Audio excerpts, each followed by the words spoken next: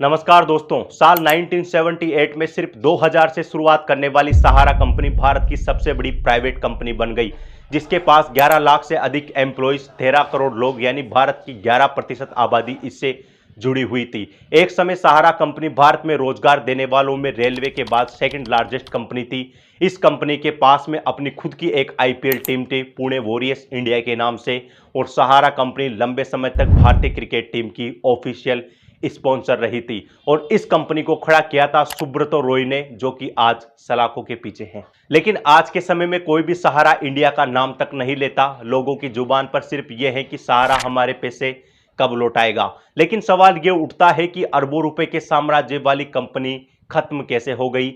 आइए समझते हैं आज के इस वीडियो में। यह कहानी है इंडियाज बिगेस्ट फ्रॉड की। दोस्तों, सहारा इंडिया एक ऐसी कंपनी थी जो इंडियन रेलवे के बाद भारत में सबसे ज्यादा लोगों को रोजगार देती थी, जिसकी शुरुआत हुई थी गोरखपुर की एक छोटी सी जगह से। स्टार्टिंग में सहारा कंपनी के मालिक सुब्रतो रॉय स्कूटर पर स्नैक्स बेचने का काम करते थे, और इसी काम के दौरान उनकी जान पहचान होती है गरीबों से, सब्जी वालों से, छोटे दुकानदारों से, झुग्गी झोपड़ियों के लोगों से। और उन्होंने देखा कि कैसे लोग डेली बेसिस पर जितने भी पैसे कमाते हैं वो सारे पैसे खर्च कर देते हैं। इतने कम पैसों में उनके पास में सेविंग्स करने का कोई भी रास्ता नहीं है। और इसी को देख करके सुब्रतो रॉय के माइंड में एक बिजनेस मॉडल आया, और इन्हीं लोगों को सहारा देने के लिए सहारा कंपनी की नींव रखी गई। दोस्तों, सहारा कंपनी का बिजनेस मॉडल बिल्कुल सिंपल था। इन्होंने लोगों को सुझाव दिया कि आप अपनी कमाई में से 20-20 रुपया हमारी कंपनी में जमा कराइए। हमारी कंपनी कुछ समय बाद आपको अच्छे इंटरेस्ट रेट पर पैसे लौटाएगी, जिसमें आपके पैसे 20 से 40, 40 के 80, 100 के डबल कर दिए जाएंगे। और इसी तरह सहारा कंपनी ने लोगों से पैसे इकट्ठा करना स्टार्ट कर दिया। मल्टीपल साइड से सहारा कंपनी में पैसे आने लगे। यह कंपनी 20-20 रुपए 100 अलग अलग लोगों से लेती थी, और उन पैसों में से जिस व्यक्ति का टाइम पीरियड पूरा होता था उसको उसके पैसे डबल करके वापस लौटा देती थी। जिस व्यक्ति को पैसे मिलते थे वो कंपनी का एडवर्टाइजमेंट करता था, और इस एडवर्टाइजमेंट की वजह से एक व्यक्ति को पैसे डबल करने के बदले इस कंपनी में 100 नए लोग और जुड़ जाते थे।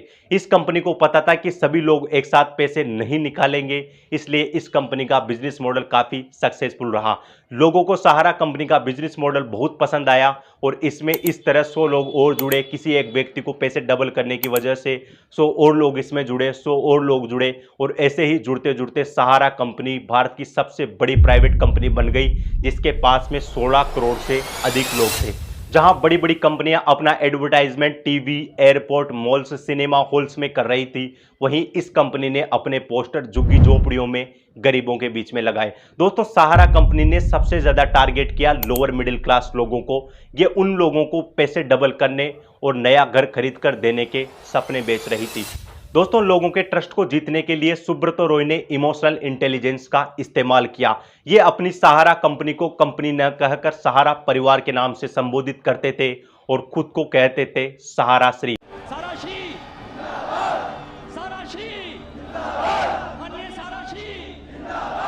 उस जमाने में इस कंपनी का विज्ञापन सहारा प्रणाम के नाम से टीवी में भी आता था।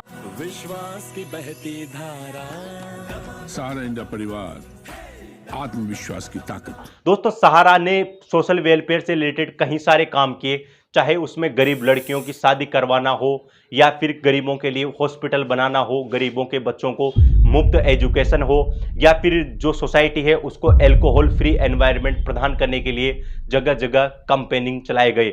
और इससे सहारा ने गरीबों से लेकर मिडिल क्लास तक के लोगों के बीच में एक पॉजिटिव इमेज बना ली, और देखते ही देखते सुब्रतो रॉय भारत में एक बहुत बड़े सेलिब्रिटी बन गए। लेकिन दोस्तों, सहारा कंपनी दुनिया की नज़र में तब आई जब 6 मई 2013 को देश भर से सैकड़ों बसों में सवार होकर लाखों लोग लखनऊ स्टेडियम में एकत्रित हो गई। यह स्टेडियम 30 फुटबॉल ग्राउंड से भी बड़ा था, और यहां पर एक साथ 1,21,653 सहारा के वर्कर्स ने एक ड्रेस में राष्ट्रगान किया, और यह record Guinness book of world record में दर्ज किया गया, जिससे पहले यह रिकॉर्ड पाकिस्तान के पास में था। सहारा कंपनी दूसरी बार हाईलाइट तब हुई जब इन्होंने अपने बेटों की शादी में 500 करोड़ रुपए खर्च किए। इनके बेटों की शादी में बड़े बड़े सेलिब्रिटीज, बड़े बड़े politician, home minister, prime minister level के व्यक्ति वहां पर आए, और इनकी शादी में दुनिया भर के 110 से अधिक व्यंजन बनाए गए और इन्होंने अपने बेटों की शादी में पानी की तरह पैसा बहाया।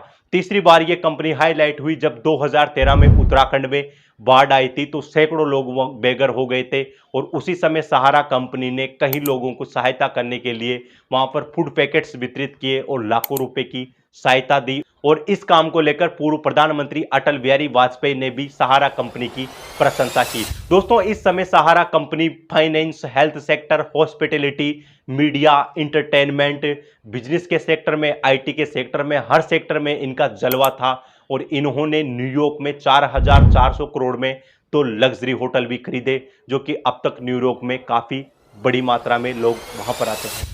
लेकिन दोस्तों, ये सब ऊपर ऊपर से ठीक लग रहा था, लेकिन सेविंग बिजनेस की आड़ में इस कंपनी में एक बहुत बड़ा गेम चल रहा था। यह कंपनी पूरे भारत में पॉपुलर तो हो ही चुकी थी। इसमें बड़े बड़े सेलिब्रिटीज, बड़े बड़े बिजनेसमैन, बड़े बड़े पॉलिटिशियन इनमें पैसे इन्वेस्ट करने लगे और इस कंपनी ने ब्लैक मनी को भी वाइट करने का काम स्टार्ट कर दिया। दोस्तों, जहां पर मान लीजिए कि आपके पास में 10 लाख रुपए की ब्लैक मनी है, अगर आप एक व्यक्ति के नाम पर इसको किसी भी तरह इन्वेस्ट करते हैं तो इस पर आपको इनकम टैक्स देना पड़ता है। लेकिन यदि आप इस 10 लाख की इनकम को 10 अलग अलग लोगों के नाम से इन्वेस्ट करते हैं तो आपकी इनकम पर टैक्स नहीं लगता।